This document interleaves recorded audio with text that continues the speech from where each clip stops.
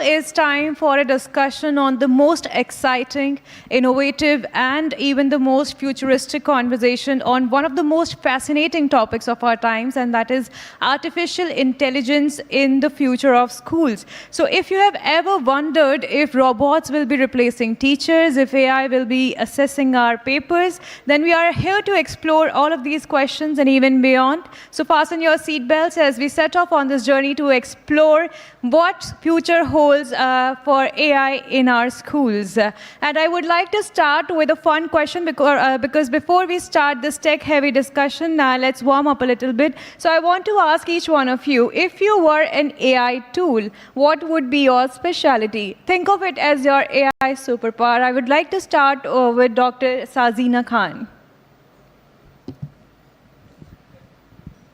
Again, if I was an AI tool, I would focus on personalization, because personalization is something that is missing right now, and probably that is something that we should be focusing on, because then we are looking at equity in education.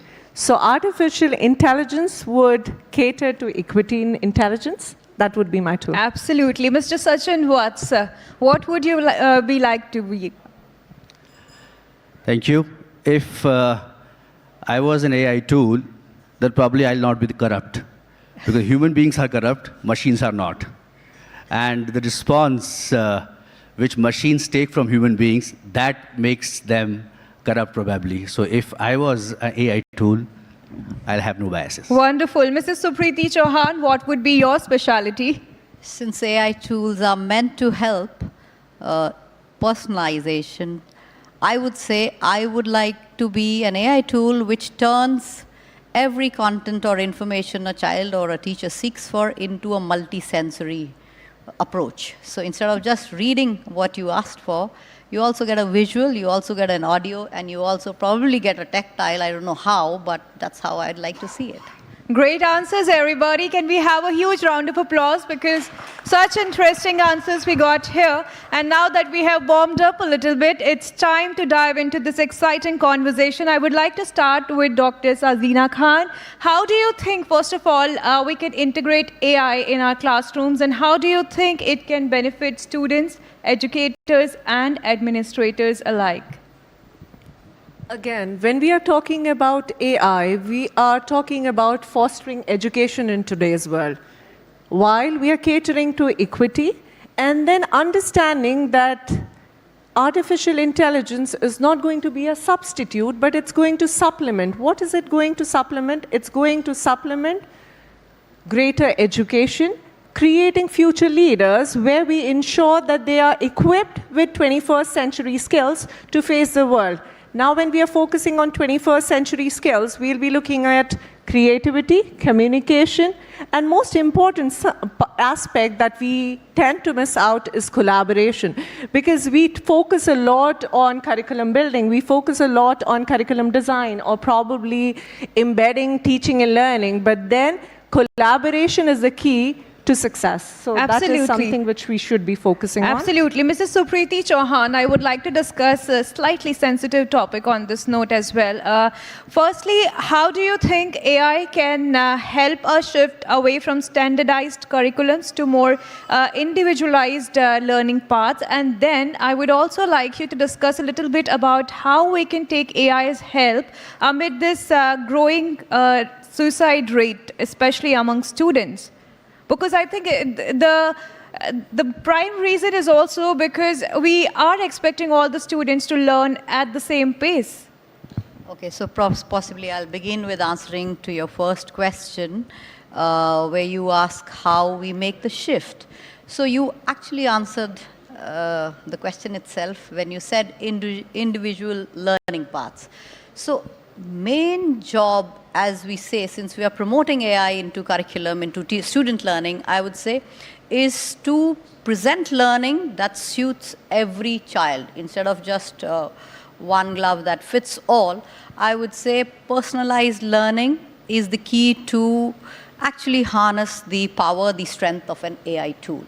So having said this, when a content or a learning content is transacted in a classroom, teaching learning happens, you have 30 odd children sitting in front of you, and all of may not grasp it in the same way as it is meant to. The goal would not be, or the output may not be the same.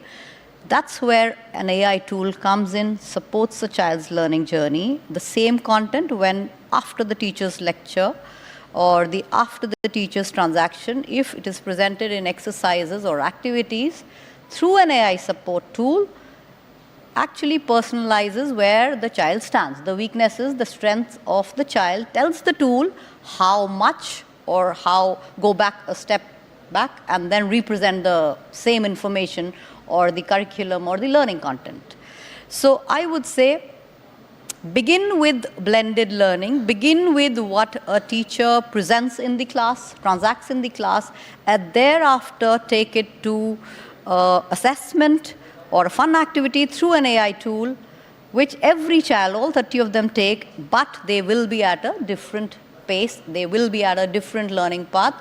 However, that divide, somebody could be behind, somebody could be much ahead. That divide is what the AI tool can bridge in. And the teacher can take the feedback and thereafter revise, reiterate, or iterate her own content when she goes back into the class.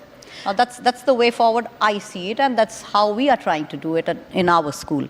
Having said this, to your second question where you said how does an AI tool help a child who's having, you said suicidal amid this increasing suicide rate, do you think we can use AI to benefit our students and decrease the anxiety or the pressure that they feel, which ultimately leads to the extreme step? Now, there are two aspects to it, and that's absolutely personal, I would say, experience and opinion. I'm absolutely conventional and traditional when it comes to being an educator, but I do not undermine the power of technology, and I consider myself a student first before I take the same technology into the classroom, which I feel begins at the very traditional level.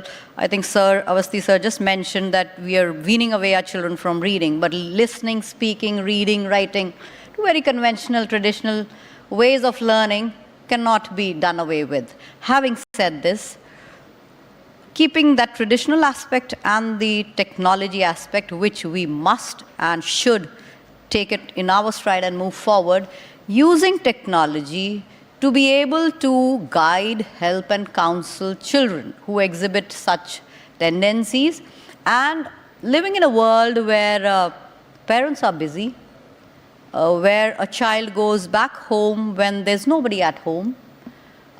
Maybe the child does not have access to friends he or she can talk to, or a teacher he can get back to. Even she has a family she has to go home to. She may not be available round the clock. That's where I think we can have a tool or an AI-driven tool or an app which helps the child seek answers or seek that guidance and counseling that would help the child tide over the tendencies one is feeling. I recently came across a gentleman who had come to school with two platforms they had made as a company, Chennai-based. We are still exploring the possibility, and we will go in with them.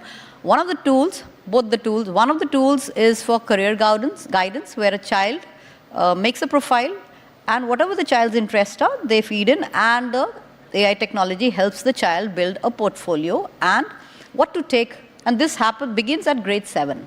The second tool, as you said, I would say, I wasn't expecting this question, but then probably I had to share this. See, the other tool, again, mandatory for all children to create their profiles along with their parents. So the ultimate control remains with the parent. However, the child is free to interact and ask the most difficult questions or the most emotional questions or most questions that the child has not been able to ask the AI, which will be visible to the parent. And if the parent gives access to the teacher, even the teacher would have it. And one of the things in that tool is when you have such difficult times, challenging times, and you feel like self-harm, or you've been trolled, or you've been bullied, then what do? Do you direct, I mean, if you don't have any adult to speak to, you speak to an AI, which will give a beep to the parent, to the teacher, and then the human intervention comes in. Because these things, I think, cannot be just left. That's where my traditional personality comes in. You can't just depend on an AI for such thoughts. That's where human intervention should come in and help the child forward. Right. So this brings me to my next question also, Mr. Sachin Vats. AI depends largely on a lot of personalized information. So a lot of personal information of the students is required for them to use AI. Now, how do we ensure ethical use of AI and data privacy in this case? If you're speaking from the school's perspective, then I guess most important is school must be sensitive to know what information should be shared with the companies who are your partners. And also, there's no need of taking those unnecessary information and data which has no relevance to the application of that technology in the school. Having said this, some anonymous, like schools having ERPs and they have some solutions, so they can probably have those IDs and all which school generated. That doesn't need any other data. And also, one's value system is very important. I guess the greed of data, and since Government of India has come up with a very, very strong data privacy policy, which is not yet popular with masses. I am sure as schools, as policymakers, each one of us has a responsibility to tell that we are slowly and gradually moving in the direction where data privacy is something which will call for a lot of penalties and all. So this automatically becomes a topic of training to the children, to the staff, to the parents, because eventually school's responsibility is educating the child and influencing the home. So if we do that, eventually what you are trying to do is you are trying to create a society which eventually comes up and understands being a responsible, contributing citizen for the future. Right. So I would now also like to talk a little bit about over-reliance on AI. So Dr. Sazina, I want to know from you, with platforms like ChatGPT, it's very easy to create content for anybody, for students. They just give a prompt and you can also specify what kind of content you want, and then you have everything all over there. So do you not think that easy access to AI, and especially these kind of platforms, also diminishes students' critical thinking and other essential skills? And how do we ensure that there is ethical and productive use of these tools without over-reliance on them? Very interesting question. Now, again, when we are looking at over-reliance, you know the simple phrase, excess of anything is bad? So I would say the same for AI. Again, it takes me back to the same point that I was mentioning. It's a supplement and not a substitute. So again, educating our youth or setting up a classroom that it is inquiry-based learning setup, where you have an inductive approach that you let the students explore using 5 E's or gradual release, any process that you want to embed it.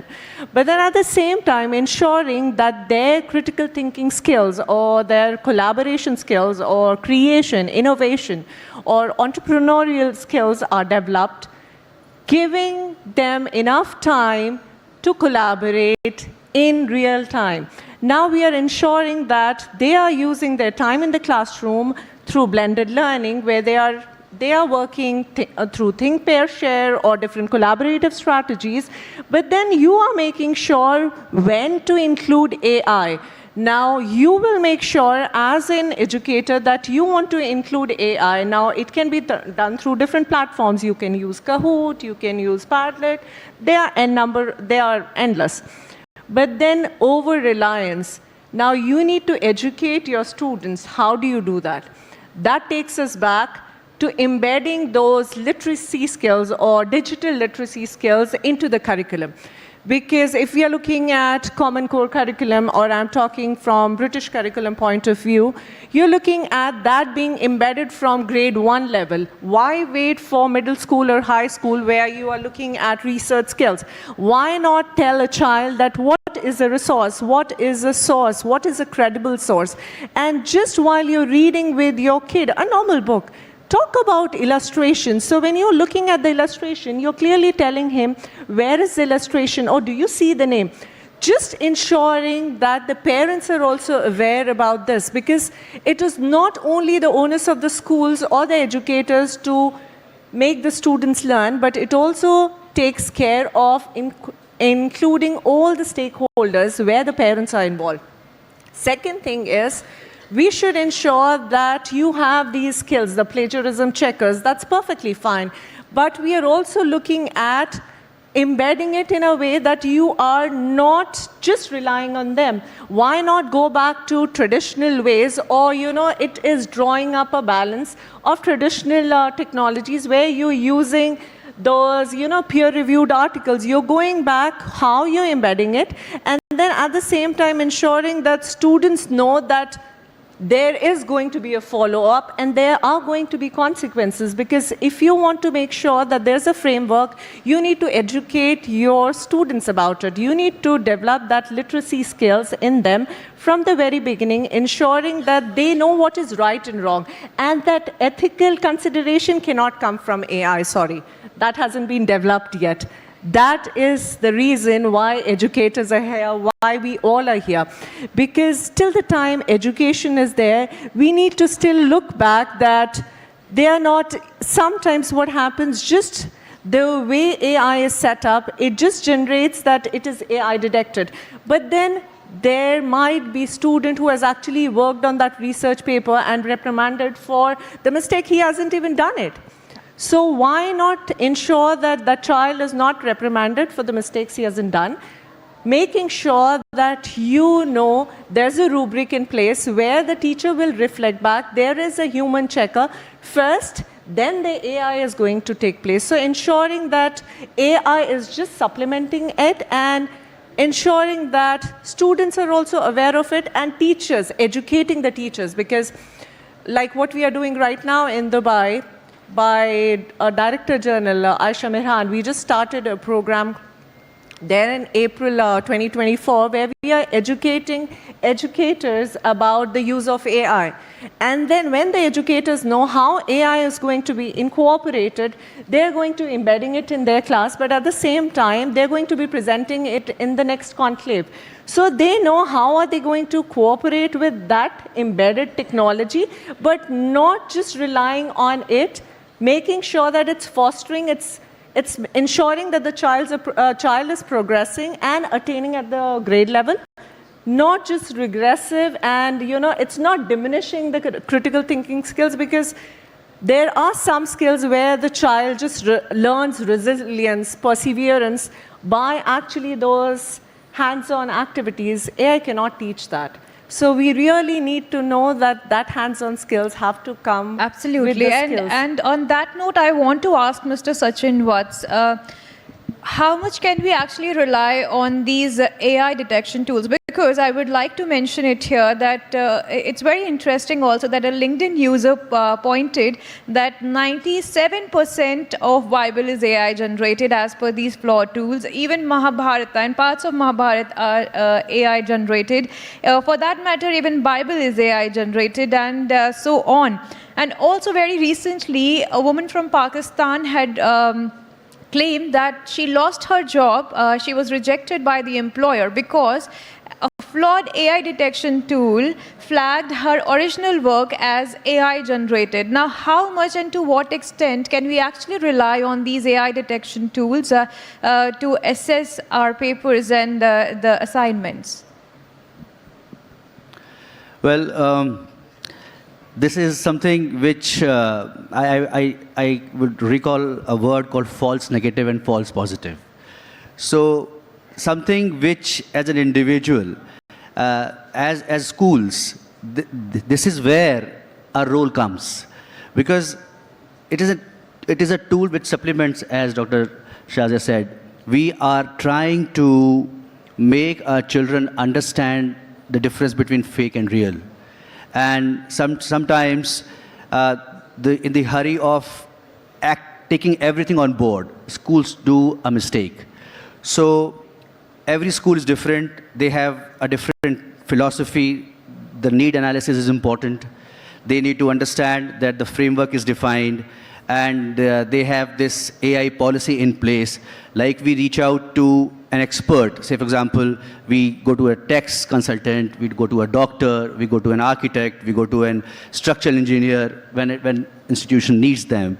Similarly, I would strongly recommend that we have an AI expert identified and school takes them on board, have a thorough discussion, the management, the teachers, the people who are the decision makers, and then probably once this is done, and they in turn will educate them on these challenges, which are so popular nowadays that people are not able to identify between fake and real, and the generated content is sometimes doubtful because this is the limitation of technology, and for this all these biases can be overcome if more data is fed, because end of the day it's a language model.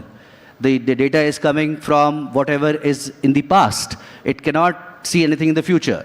So all these patterns, all these things which have experiences, and whatever company, be it ChatGPT, Gemini, Bard, or you name anything, whatever they are feeding as in the database, it is probably trying to take it, and a pattern is being followed. So if this pattern has some authenticity, you will get something which is called false negative or positive. But at the end of the day, it is all depends on this institution's willingness. If you want your children, if you want students, or if you want future generation to absolutely understand the relevance and use this as an aid to enhance human potential, human intelligence, and human purpose, we need to have patience and go a little slow, because it's something which is new. When internet was discovered, we took jolly good time to have faith on that. Similarly, AI has just come. We know that it has no substitute. It has to be there, but we need to be very, very sensible in using it and ensure that we give the best to our kids. Absolutely. I think that also emphasizes the fact that there is a lot of work that still needs to be done in field of AI. It's just come. So there are a lot of solutions that we are expecting in the coming times. But I have a very interesting question for Mrs. Supriti Chauhan. And by asking this question, I also want to just emphasize my point as well, that when you learn from a human teacher, there is a human connection, right? And there's a lot of motivation. Sometimes it's not that a student is not good at something. He just needs a little bit of motivation. He just needs right strategy to go about it, right? But these are the skills that are difficult for AI to replicate, no matter how smartly it is designed. So how do we strike this balance in our classrooms? What do you think about that? I think the answer to that is very simple. AI can never replace तू किसी और को फिर से चाहे, मुझको कोई गम नहीं, कोई दिल ना फिर से तोड़े, इस बात में कोई दम नहीं, पता नहीं था कि तू दूर जाके खुशहाल है. Once the teacher has given the input, the transaction, the same can be given into a form of some activity or some kind of a assessment, which of course has a feedback to it through an AI tool. And a child is supposed to take that assessment or that activity on his or her own at home or in the school, wherever. And whatever the progress child makes or whatever the output the child gives, delivers, is to be discussed again back with a human form, which of course is the teacher here. So the key is, absolutely you rightly said, is the balance. You strike a balance. You cannot totally depend on an AI. However, again, as I said, I'm a great proponent for using AI and digital literacy for our children, because they have to move in the same world where rest of the world is already learning it. Having said this, it is very important for the teacher to be trained well enough to know how much or how to strike a balance so that there is some human content, the learning, which happens organically and which is strengthened and augmented by an AI tool, not only for the child but also for the teacher, because it also makes her life easy.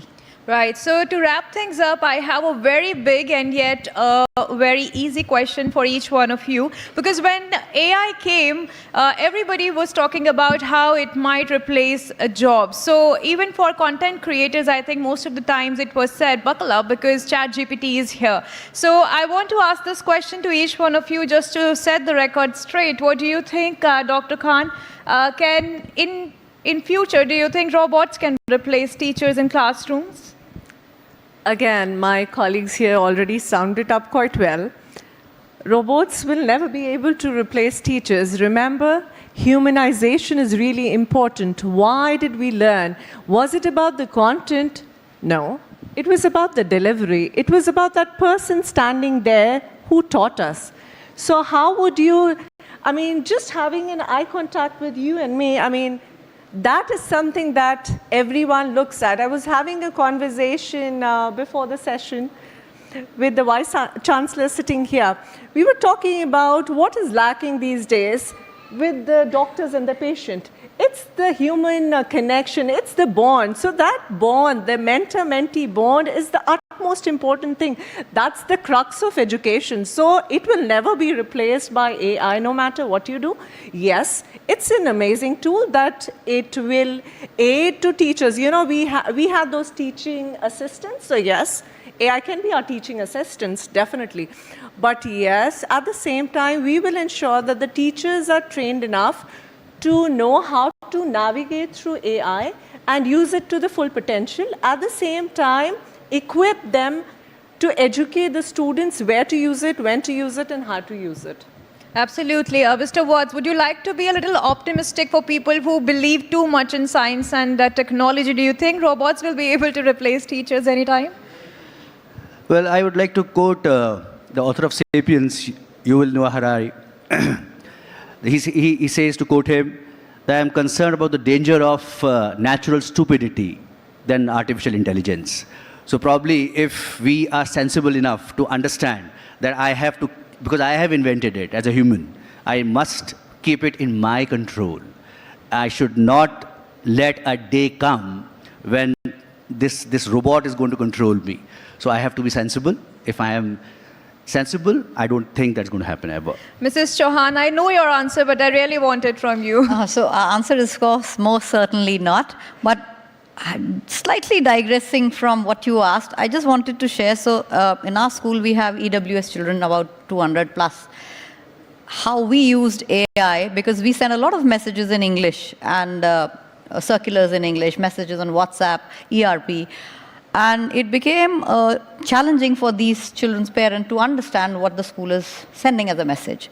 So all of our WhatsApp has an AI tool called Llama. I'm sure everybody's using. So how we trained, we called the parents in, and it was a micro session, not more than 10 minutes. How we trained them that if we are sending something in English, all you have to do is we put it down on the board, turn, not even translate, turn it into Hindi. That's it. So whatever message that came in, copy, go to Llama, it's there on your WhatsApp, paste, and it translates it beautifully in Hindi. So that's how we used an AI tool to help. So in the end, it is again human intervention which taught the parents or which taught the community how to use it. So definitely not teachers in the form of parents, teachers, educators are going to stay. AI is not going to take over them. So it's a big no from all three of them. But, well, folks, that was a mind-blowing ride through the future of education. We have explored how AI can change the classrooms in the coming future, how AI can help make classrooms more smarter, but definitely they are not going to replace teachers, and robots are not going to assess our papers. Thank goodness for that. So we can put it like this, that if AI is magic, then when human connection is actually the thing that brings everything come alive. So human connection always remains more significant no matter how technologically advanced we become. And a huge thank you to our panelists and to all of you for being so patient throughout this discussion. Here is to the future of education where AI and humanity harmonize. Thank you so much.